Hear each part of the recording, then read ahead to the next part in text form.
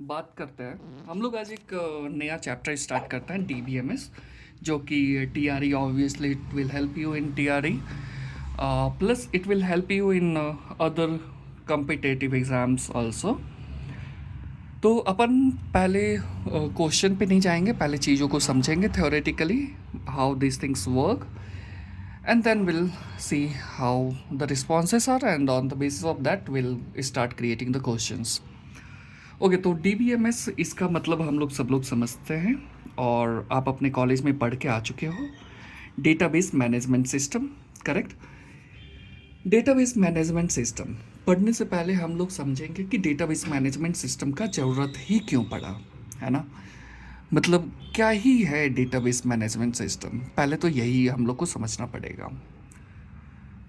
तो देखो हमारे पास क्या होता है ना कि ये है आपका हार्ड डिस्क, ठीक है।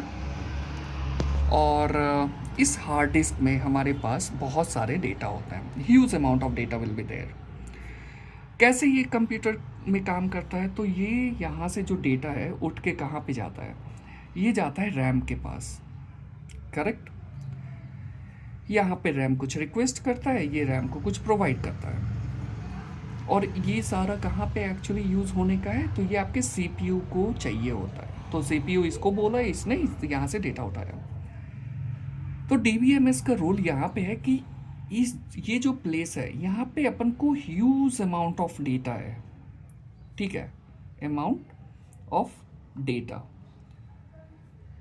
तो इस चीज़ को समझने के लिए, इस पार्ट को मैनेज करने के लिए अपन को डीबीएमएस पढ़ना पड़ता है। अब देखो ज़रूरत क्यों पड़ा। अब तुम अपने घर में गए और तुम अपना अलमारी खोलोगे। अब अलमारी में क्या है ना, सारा चीज़ बिखरा पड़ा हुआ है और तुमको कुछ खोजना है, तो तुम क्या करोगे, तुमको खोजने में बहुत टाइम लगने का है। वहाँ पे आप जब कुछ चीज़ों को खोज रहे होते हो कि ये शर्ट पहनना है या कुछ निकालना है, ये बहुत ज़्यादा टाइम टेकिंग होगा। तो सेम चीज़ यहाँ पे एप्लीकेबल है कि उस टाइम को बचाने के लिए एक सही तरीका क्या होना चाहिए, उसको किस तरीक़ा से अरेंज करा जाए। जो मुझे डेली पहनना है शर्ट वगैरह, उसको हम अलमारी में सबसे ऊपर रखेंगे या टांग के रखेंगे। जो हम महीना में कभी एक बार पहनेंगे या किसी फंक्शन पे पहनेंगे, उसको हम शायद कहीं और रखें, वहाँ पे रखे भी ना, है ना। तो वहाँ पे इस चीज़ को हम लोग इसलिए करते हैं क्योंकि एक तो अरेंजमेंट हो गया, प्लस एक्सेसिबिलिटी हो जाता है। तो यहाँ पे तो जब कंप्यूटर का हम लोग बात करते हैं, तो इसमें सारा मेन जो खेल है हमारा, वो है एक्सेसिबिलिटी, कॉस्ट, स्पेस और टाइम का। करेक्ट। तो इस चीज़ों को सही तरीक़ा से होने के लिए ही अपन लोग डीबीएमएस पढ़ते हैं। और एक और चीज़ जो अगर हम बताएं कि we all study data structure, हालांकि किसी को पता है क्या कि डेटा स्ट्रक्चर पढ़ते ही क्यों है।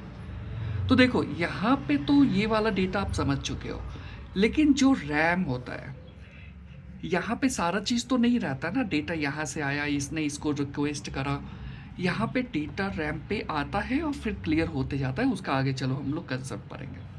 लेकिन इसके एफिशिएंसी को बढ़ाने के लिए जो डेटा यहाँ पे रहेगा, क्योंकि यहाँ परमानेंटली नहीं रहेगा डेटा, है ना, तो इस चीज़ के लिए हम लोग पढ़ते हैं डेटा स्ट्रक्चर, ताकि इस पार्टिकुलर चीज़ को और ज़्यादा इफ़ेक्टिवली इफ़िशिएंटली यूज़ करा जा सके। और डिटेल में हम लोग पढ़ेंगे आगे के आने वाले वीडियोस में, लेकिन फ़िलहाल उम्मीद ये करता है कि आपको ये पता चल गया कि डीबीएमएस का ज़रूरत ही क्यों है। अगर नहीं समझ में आया है तो आप कमेंट कर सकते हैं, अपना क्वेश्चन पूछ सकते हैं। तो चलिए फिर अगले वीडियो में हम लोग बात करेंगे फाइल सिस्टम के बारे में और वहाँ से स्टार्ट करेंगे। चलिए, धन्यवाद।